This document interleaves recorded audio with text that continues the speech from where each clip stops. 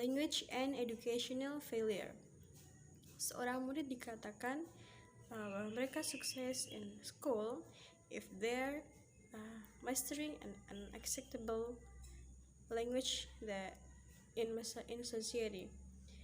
Dan guru cenderung menganggap negatif siswa yang mereka tidak menguasai bahasa yang diterima di masyarakat. Sebagai contoh, studi di Toronto yang teacher, seorang guru diminta untuk memilih 3 murid yang mereka pikir akan gagal di kelas 3-nya, dan guru itu memilih 3 murid yang tidak menguasai bahasa Inggris atau bahasa yang diterima di Toronto sebagai di masyarakatnya, karena kita tahu bahwa di Kanada adalah masyarakat multi language, dan yang diterima bahasa di masyarakat yaitu bahasa Inggris. Pandangan negatif para guru ini akhirnya mengakibatkan kinerja murid yang benar-benar akan menjadi buruk, sehingga mereka mengalami kegagalan di sekolahnya. Dan kegagalan ini akhirnya pada akhirnya membuat mereka meninggalkan sekolah. Dan ketika mereka meninggalkan sekolah, maka kesempatan mereka untuk sukses di masyarakat lebih susah. Sebagai contoh, mereka lebih banyak mengalami menjadi pengangguran. The next topic is difference and deficit.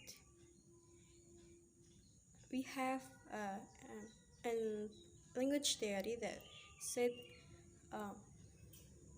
theory about connection between language and school success. Itu dibedakan menjadi 2. Ada 2, elaborate code and restricted code. Sebagai contoh apa itu elaborate and restructured code, bisa dilihat di PPT. Yang akan kami bahas yaitu elaborate code, di mana di sini siswa yang akan mulai memasuki dunia sekolah, mereka sudah mampu berbahasa, di mana makna yang mereka sampaikan itu sudah gamblang, sudah jelas. Tidak perlu lagi dicari, atau tidak perlu lagi kita pusing untuk mencari apa yang mereka maksud. Dan seorang siswa akan dianggap gagal if they not use this elaborate, atau mereka tidak menguasai this elaborate code.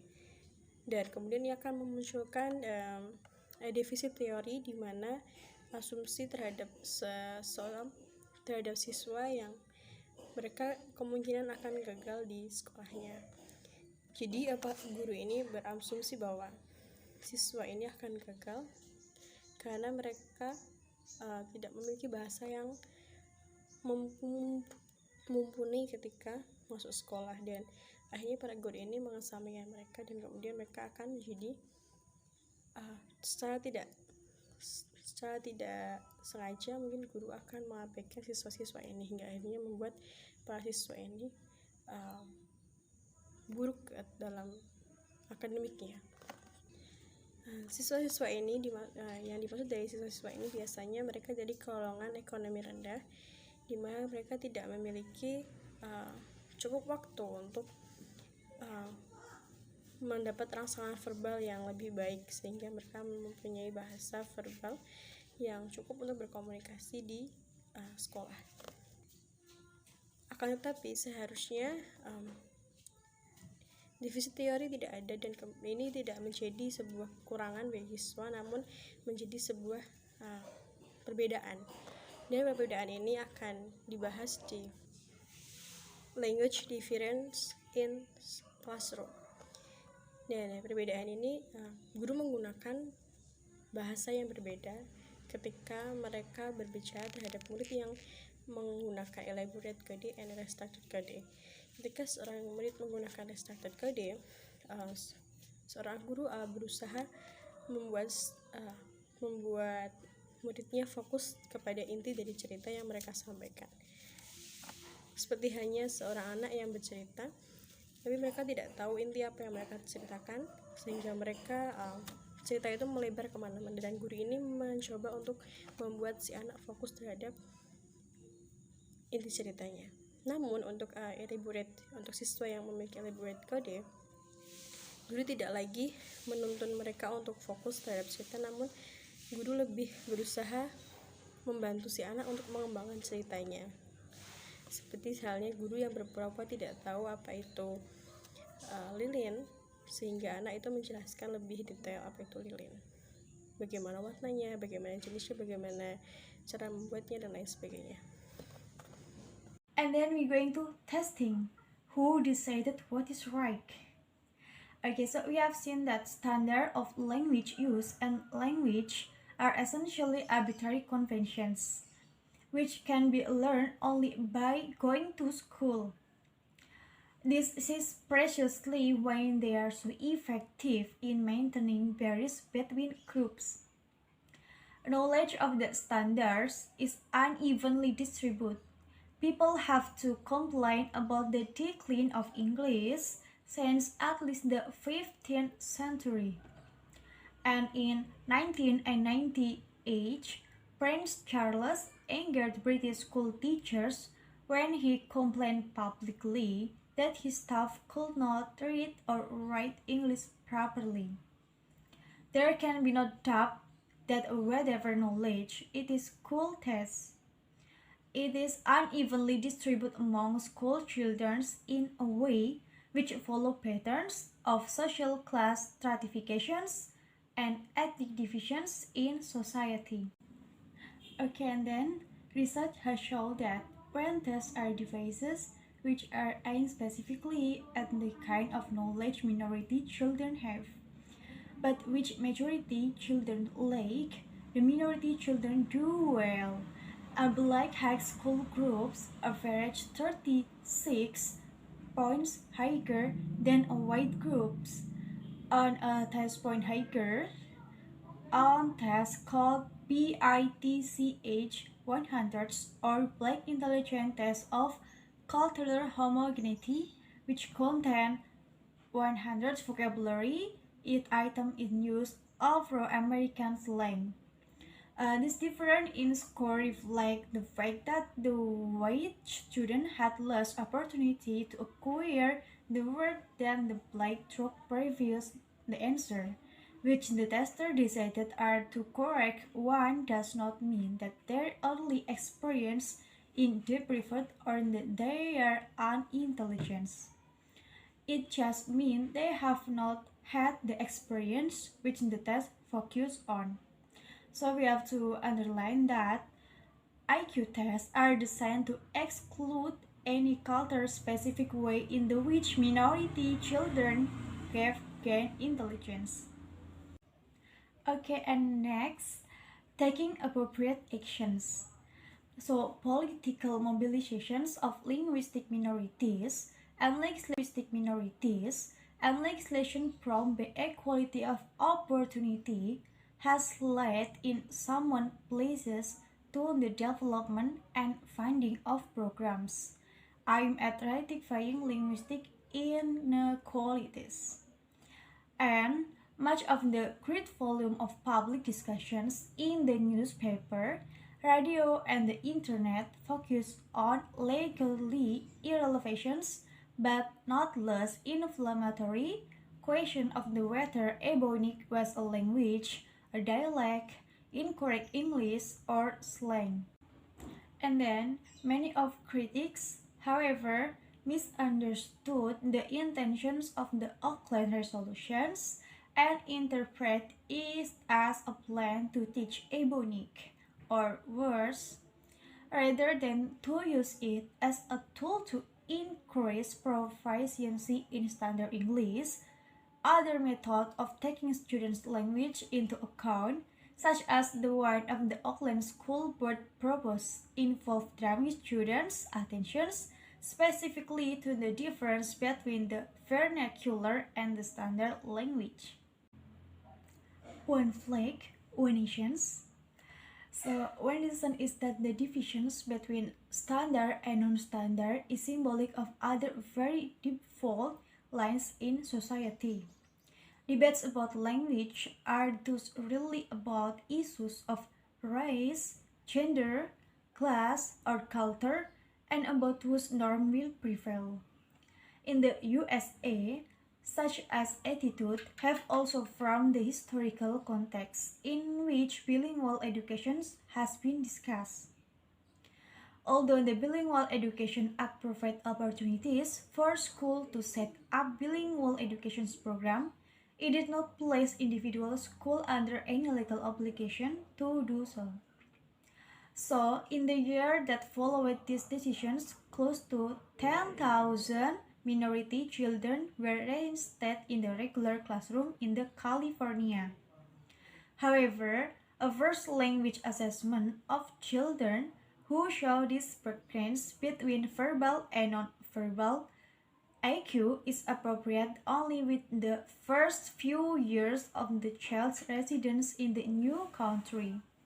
Testing in the residence in the after these periods is likely to be invalid because of possible attrition. Assalamualaikum warahmatullahi wabarakatuh. Nama saya Inan Ambaria Anini. Di sini saya akan merangkan tentang poin ke-7 sampai ke-9. Yang pertama ada bilingual education, maintenance or assimilation. Kemudian ada immersion or submersion. Dan yang terakhir ada semilingualism, new deficit theory. Yang pertama tentang bilingual education, maintenance or assimilation. Ada alasan mengapa pendidikan bilingual dipandang begitu negatif oleh banyak orang di Amerika Serikat. Adanya ketakutan bahwa hal itu bertujuan untuk mempertahankan bahasa-bahasa asli orang-orang etnis minoritas selain bahasa Inggris. Beberapa imigran atau non-natif merasa bahwa bilingual education atau pendidikan dwibahasa akan menghalangi atau menghambat mereka dalam berbaur dengan orang-orang Amerika atau menghambat mereka menjadi orang Amerika itu sendiri. Seorang mantan presiden Amerika juga ada yang mengatakan bahwa program bilingual merupakan sesuatu yang un-American atau dirasa tidak Amerika. Kemudian ada dua pandangan tentang bilingual education di Amerika. Yang pertama disampaikan oleh the National Association for Bilingual Education bahwa kelebihan pendidikan bilingual terbukti dari adanya peningkatan nilai ujian, peningkatan kepercayaan diri, serta keterlibatan masyarakat. Mereka juga menekankan nilai-nilai dalam bahasa selain bahasa Inggris dengan mengatakan bahwa bahasa-bahasa itu merupakan sumber daya yang harus dibangun dan diperluas. Di sisi lain, ada members of US English yang berpendapat bahwa bilingual education menghambat penguasaan bahasa Inggris serta integrasi pembelajar ke dalam masyarakat arus utama Amerika. Selanjutnya, kendati US English berdalih bahwa one language education akan memfasilitasi akses minoritas agar mereka tidak terasing atau agar mereka bisa merasa menjadi bagian dari Amerika. Ironisnya, sebagian besar etnis minoritas sebenarnya tidak ingin menjadi kelompok etnis yang bungkam, terisolasi dengan tidak menggunakan bahasa Inggris. Di sisi lain, mereka juga ingin mempertahankan etnis dan bahasa asal mereka, tetapi tetap sekaligus menjadi orang Amerika. Ketakutan yang tidak berdasar terhadap keberagaman itu sendiri dan munculnya rasisme menjadi alasan penolakan pendidikan dwibahasa di Amerika Serikat dan juga di beberapa negara Eropa. Kemudian pendidikan di bahasa bagi siswa minoritas seringkali disejajarkan atau disamakan dengan kemiskinan atau kesetiaan pada budaya non-mainstream yang mengancam kesatuan negara Amerika. Alasan mengapa sedikit antusiasme terhadap bahasa minoritas imigran, meskipun bahasa yang bersangkutan adalah bahasa dunia seperti misalnya bahasa Spanyol di USA atau bahasa Arab di Prancis dan juga di Belanda, mencerminkan status perbedaan antara populasi mayoritas dan minoritas. Makanan khas, pakaian, lagu, dan lain-lain dari suatu etnis seringkali diterima di budaya mayoritas tetapi tidak dengan bahasanya.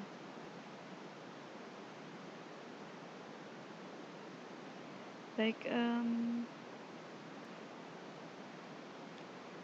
selanjutnya berdasarkan sensus Amerika Serikat tahun 1890 ketika emigrasi mencapai titik tertinggi, penutur non-Inggris jumlahnya 4,5 kali lipat penutur bahasa Inggris. Meningkatnya jumlah penutur non-bahasa Inggris berimbas pada meningkatnya peralihan ke penggunaan bahasa Inggris. Jadi, faktanya justru bahasa selain bahasa Inggris lah bahasa yang terancam di Amerika. Misalnya, ada 10.000 siswa Korea di California pada tahun 1986 yang kurang dapat kesempatan untuk mengembangkan bahasa ibu mereka, yaitu bahasa Korea, dan justru mereka kehilangan pengetahuan bahasa itu sebelum mereka mencapai dewasa. Di Amerika, orang-orang kulit putih takut kehilangan status mayoritas mereka. Data menunjukkan 30% penduduk Amerika adalah orang Hispanik dan pada tahun 2050, sekitar 58% anak sekolah di Amerika Serikat akan menjadi non-kulit putih.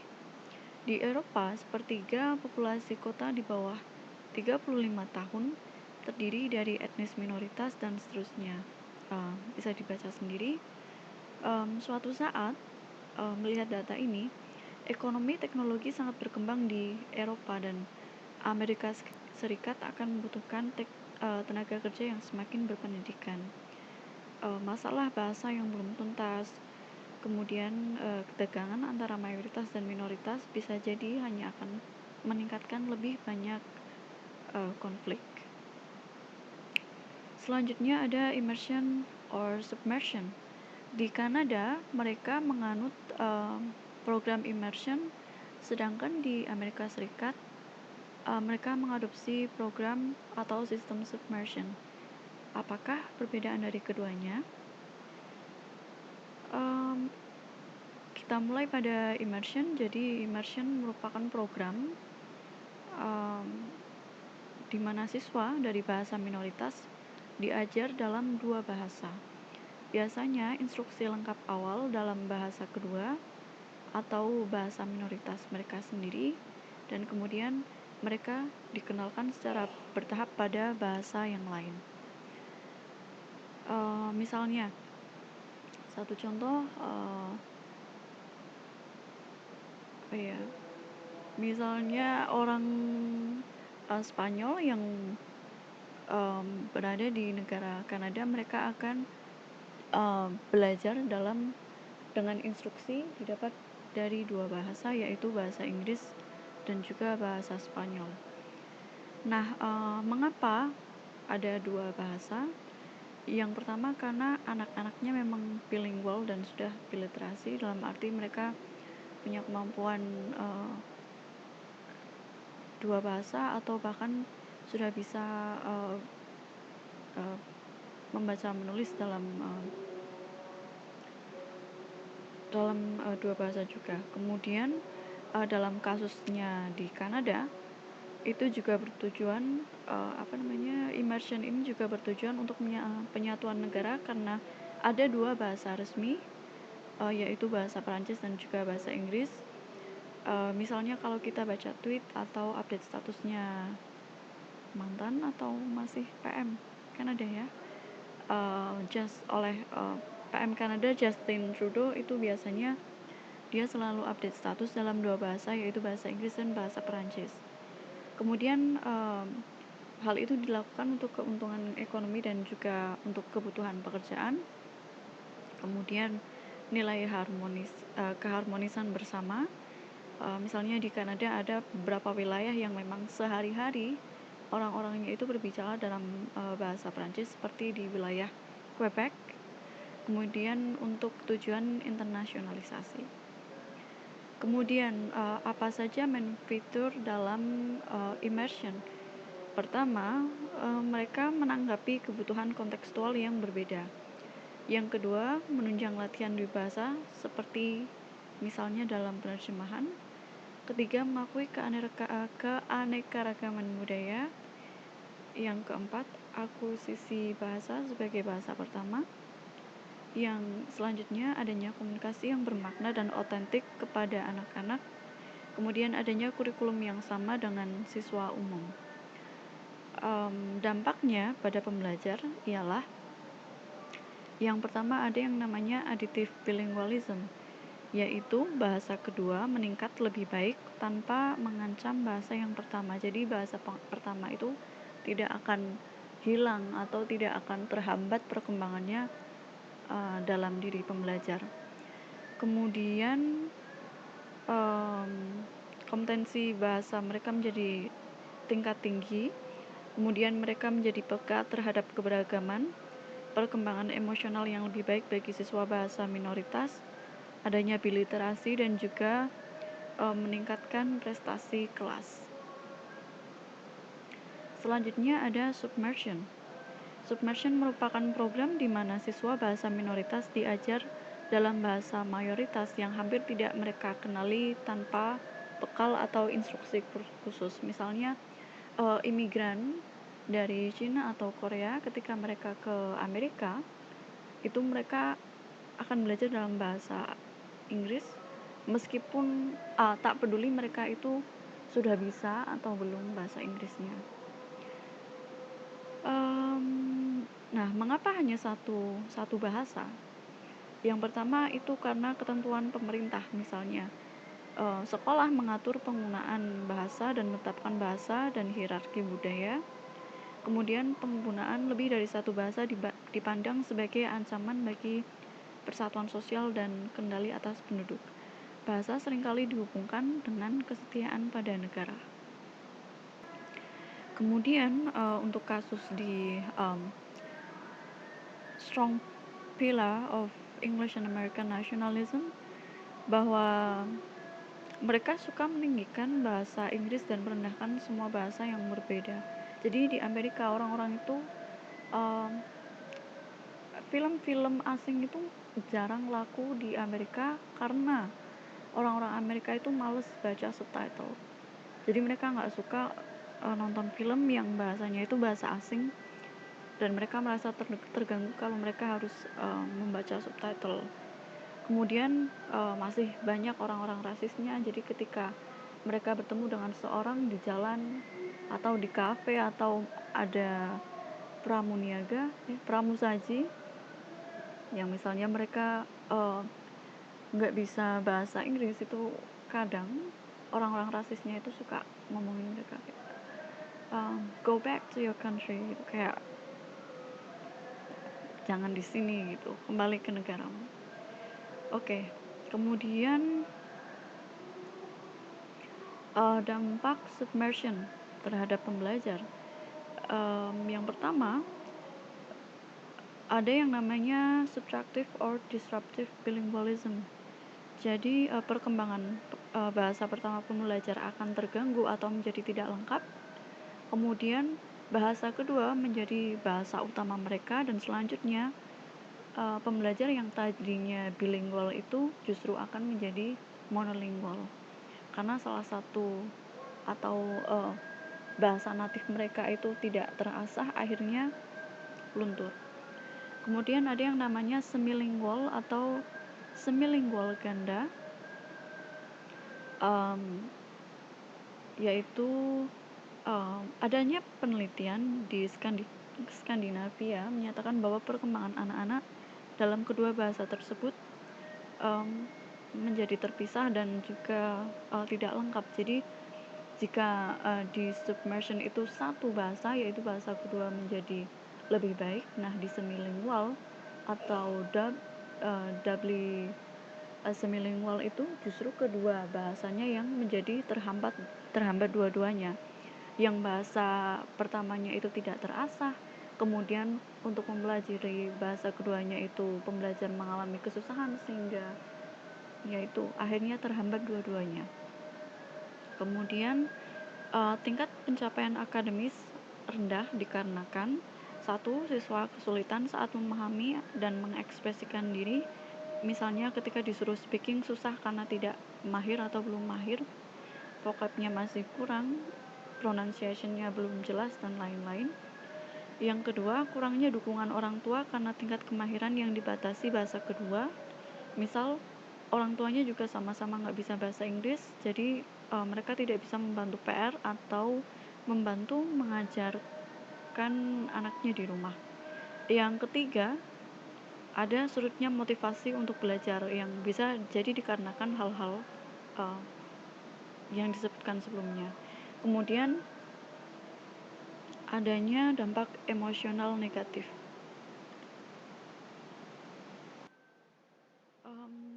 Karena menolak bahasa pembelajar berarti menolak kepercayaan pembelajar, adat istiadatnya, agamanya, pergaulannya, dan lain-lain. Kemudian dia bisa jadi rendah diri. Kemudian yang kelima, adanya perasaan terampas secara sosial atau social deprivation, yaitu adanya perasaan seperti kehilangan identitas dalam kehidupan sosial. Misalnya, seandainya kita suatu hari nanti misal bekerja di luar negeri, lalu lama-lama kita tidak bisa berbahasa Jawa dengan baik karena terlalu biasa pakai bahasa Inggris, ya pastinya kan kita akan merasa menyesal atau kecewa, dan ya orang Jawa kok kehilangan Jawanya gitu. Jadi saya kira itu yang dimaksud dengan social deprivation gitu. Adanya merasa kehilangan identitas dalam kehidupan sosial. Kemudian ini adalah contoh kasus di Jerman dan juga di Swedia, saya kira bisa dibaca sendiri. Kemudian ada yang namanya semilingualism, a new deficit theory. Nah, istilah semilingualism ini atau semilingualisme ganda mengacu pada beberapa gagasan ideal atau bahkan sempit tentang kompetensi penuh dalam satu bahasa atau lainnya.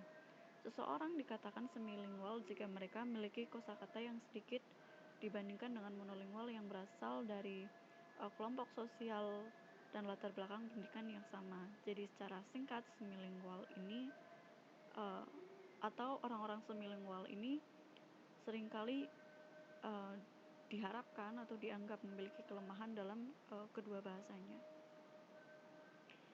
Banyak siswa minoritas dalam mengembangkan keterampilan komunikatif dalam bahasa baru mengembangkan bahasa baru dalam 2 tahun.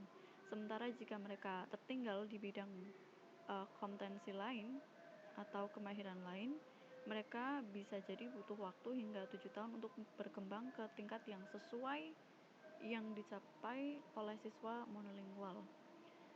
Sebagian alasan mengapa keterampilan percakapan diperoleh dengan mudah adalah karena mereka tertanam secara konteks. Anak-anak mempelajari aspek-aspek bahasa ini melalui interaksi dengan teman sebaya dan jenis-jenis pengetahuan yang dibutuhkan untuk mengerjakan tes dengan baik jauh lebih abstrak dan dipelajari sebagian besar melalui pengajaran di kelas. Sebagian besar instrumen pengujian mengandalkan asumsi bahwa mungkin untuk memisahkan aspek-aspek yang berbeda secara analitis dan dari kompetensi bahasa tanpa mengacu pada konteks penggunaan. Ini adalah asumsi yang sangat dipertanyakan. Kenapa semilingual dikatakan sebagai teori baru yang defisit atau masih belum mapan? Menurut peneliti, ini dikarenakan belum adanya kesepakatan yang jelas dan disetujui oleh semua orang tentang bilingual yang baik itu seperti apa, atau semilingual itu seperti apa. Pandangan tentang label itu masih sangat bias. Seringkali ukuran seorang dianggap mahir bahasa dilihat dari pemendaharaan kosakata, kemudian waktu menjawab, atau seberapa cepat dia menjawab suatu pertanyaan dalam bahasa yang berbeda, kemudian rubriknya, struktur kalimat yang dia buat ketika berbicara atau menulis, apakah ejaannya tepat, dan lain-lain. Tapi apa yang dimaksud dari kemampuan bahasa dan peran fitur-fitur tadi itu masih jarang dipertanyakan. Jadi kemampuan seperti apa yang membuat seorang itu bisa dikatakan mahir dalam bahasa masih belum jelas. Seringkali kita menilai kemahiran seorang itu misal dari pilihan atau jumlah kosakata mereka ketika berbicara, dari bagus tidaknya native lag atau tidak pronunciation-nya, seperti apa fluensinya, dan lain-lain gitu, fluensi dan juga akurasinya. Jika pembelajar kurang dalam salah satu aspek ini, apakah lantas dia bisa langsung dikatakan semilingual atau bahwa dia kurang dalam kedua bahasanya? Jika seorang memiliki fluensi atau kelancaran, speakingnya lancar misalnya, sampai bikin terkesima, nggak ada ae, nggak ada banyak jeda, tapi ketika kita dengarkan baik-baik, dia hanya menggunakan kalimat-kalimat yang simple, kemudian menggunakan kata-kata yang itu-itu saja, yang sederhana dan itu-itu saja, sehingga mudah bagi dia untuk berbicara secara lancar. Padahal nyatanya vocabnya minim, itu-itu saja. Lantas apakah dia juga akan langsung dicap sebagai tidak mahir? Tentunya kan tidak semudah itu. Tes-tes yang digunakan untuk mengukur kemampuan bahasa pembelajar di sekolah juga belum sepenuhnya mengcover semua ini. Jadi tidak mudah untuk menentukan atau menemukan siapa yang semilingual atau seperti apa bilingual yang ideal itu. Balance bilingual atau bilingual seimbang atau orang yang mahir di kedua bahasanya, konsepnya masih statis. Ketika bahasa berhubungan, biasanya terdapat variasi pola penggunaan bahasa antar generasi yang cukup besar dan seringkali perubahan yang cukup cepat dalam pembendaraan komunikatif. Anggapan seorang sudah setengah mahir atau sangat mahir dan sebagainya bergantung pada beberapa jenis prosedur penilaian. Pada tahap ini tidak ada kesepakatan umum di antara peneliti bahasa anak tentang perkembangan normal di antara anak-anak monolingual, apalagi yang bilingual. Kemudian penilaian yang realistis atas bilingual harus didasarkan dengan kuat pada pengetahuan tentang norma-norma dan tentang norma-norma perkembangan untuk kedua bahasa tersebut dan pola interferensi yang khas serta pola sosialisasi. Nah, ini yang terakhir, jadi konsekuensi sosial dan linguistik dari penggunaan dua atau lebih bahasa untuk fungsi yang berbeda tidak sama di semua tempat. Kompetensi komunikatif dibentuk secara berbeda dalam kaitannya dengan pola penggunaan bahasa serta sikap dan keyakinan komunitas tentang kompetensi. Jenis bilingualisme tertentu dapat menjadi bermasalah atau problematis ketika masyarakat memandang kompleks keterampilan tertentu sebagai tidak memadai atau tidak sesuai. Jadi jelas, pengertian kemahiran bahasa perlu didefinisikan sedemikian rupa agar kita mampu melihat keterampilan produktif anak-anak bilingual sebagai pencapaian dan bukannya kekurangan dalam kompetensi. Kita juga harus kritis mengenai kenapa di lingkungan masyarakat berbeda, di Amerika atau di Kanada, ada yang berusaha menjadikan anak-anak sebagai bilingual dan ada yang berusaha menjadikan anak-anak menjadi monolingual. Seringkali anak-anak terjebak dalam lingkaran berbahaya ini karena sekolah gagal mendukung perkembangan bahasa pertama mereka, keterampilannya dalam bahasa pertama menjadi buruk, dan pada saat yang sama mereka tidak maju dalam bahasa baru atau bahasa kedua di sekolah atau bahasa mayoritas. kemudian mereka langsung dilabeli sebagai semilingual. Ada yang berkata bilingualisme menghambat perkembangan bahasa kedua dan lain-lain seperti dikatakan di awal. Jadi kegagalan sekolah untuk membiarkan anak-anak berkembang dalam kegagalan sekolah dalam membiarkan anak-anak berkembang lebih jauh dalam bahasa ibu mereka sering digunakan untuk mengesahkan penindasan lebih lanjut terhadap bahasa atau identitas asalnya. Baik, saya kira itu yang bisa saya sampaikan. Kurang lebihnya terima kasih. Wassalamualaikum warahmatullahi wabarakatuh.